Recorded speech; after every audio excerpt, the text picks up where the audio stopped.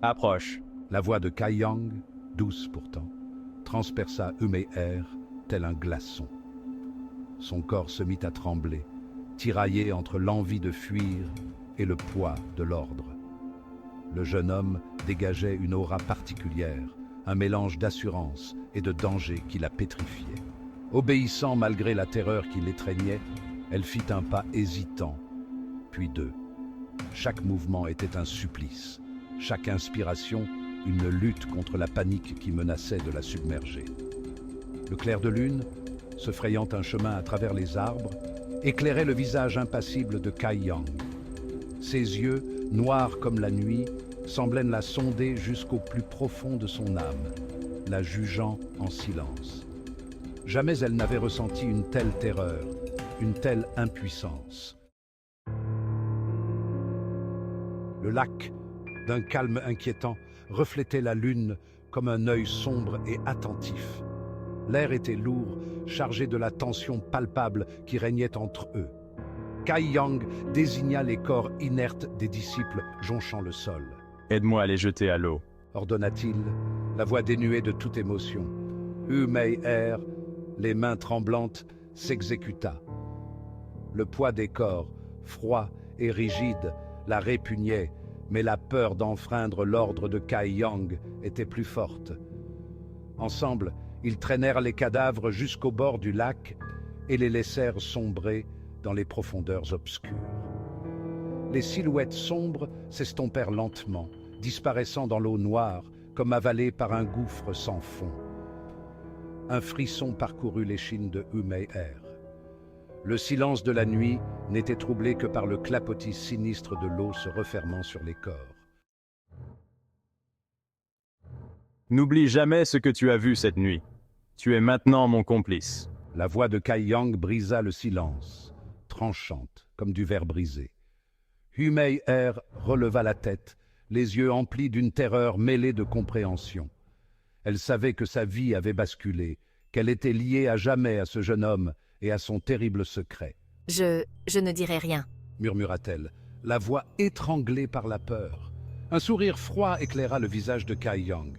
Je sais que tu ne le feras pas. L'avertissement, à peine voilé, était clair. Sa vie était entre les mains de Kai Yang, suspendue à un fil aussi ténu que le silence de la nuit. Section 4. L'eau purificatrice. Sans un mot, Kai Yang se déshabilla et entra dans le lac. L'eau froide l'engloutit, le purifiant du sang et de la sueur du combat. Il laissa échapper un soupir, le corps endolori, mais l'esprit étrangement lucide. Du coin de l'œil, il vit Umeher le regarder, l'hésitation se lisant dans ses yeux.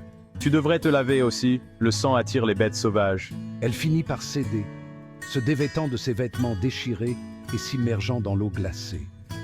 Le froid la fit tressaillir, mais elle se força à rester immobile, consciente du regard de Kai Yang sur elle.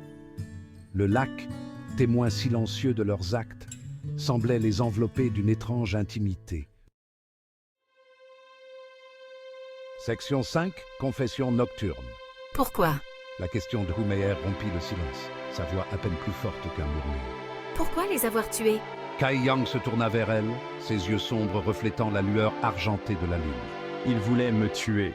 Mais ils étaient plus forts. Comment as-tu pu? Parfois, la survie ne dépend pas que de la force brute. Un silence pesant s'abattit sur eux. Umeher baissa les yeux, incapable de soutenir son regard. J'ai tué quelqu'un aussi. Sa voix tremblait. Kai Yang ne répondit pas, mais elle sentit son regard peser sur elle, lourd de questions muettes. Section 6. Réflexion solitaire. Le soleil pointait à l'horizon, teintant le ciel de nuances roses et orangées. Kai Yang, assis sur la berge, observait le lac calme et paisible. La nuit dernière semblait irréelle, un cauchemar dont il peinait à s'extirper. Il avait tué. Pour la première fois de sa vie, il avait ôté la vie à un autre être humain. Et il ne ressentait aucune culpabilité, seulement une étrange satisfaction mêlée d'appréhension. Il avait franchi un cap, un point de non-retour. Le monde qu'il pensait connaître s'était effondré, révélant une réalité bien plus sombre et cruelle. Il n'était plus le disciple naïf et innocent de la secte Qingyun. Il était devenu quelqu'un d'autre, quelqu'un qu'il commençait à peine à entrevoir dans le reflet de l'eau. Section 7, chemin divergent. Je dois partir. Sa voix était hésitante. Kai Yang la regarda se rhabiller, ses mouvements empreints d'une nervosité inhabituelle. Il savait qu'ils ne se reverraient probablement jamais. Leur rencontre, née dans le sang et la violence, était vouée à rester un secret partagé dans l'ombre. Va, Elle le fixa un instant, les yeux emplis d'une gratitude muette, puis se retourna et s'éloigna sans un mot. Kai Yang la regarda disparaître dans la forêt, son cœur en proie à un mélange d'émotions contradictoires. Le soleil, désormais haut dans le ciel, inondait la clairière de sa lumière dorée. Une nouvelle journée commençait, porteuse de promesses et de dangers inconnus. Kai Yang prit une grande inspiration et se leva, prêt à affronter son destin.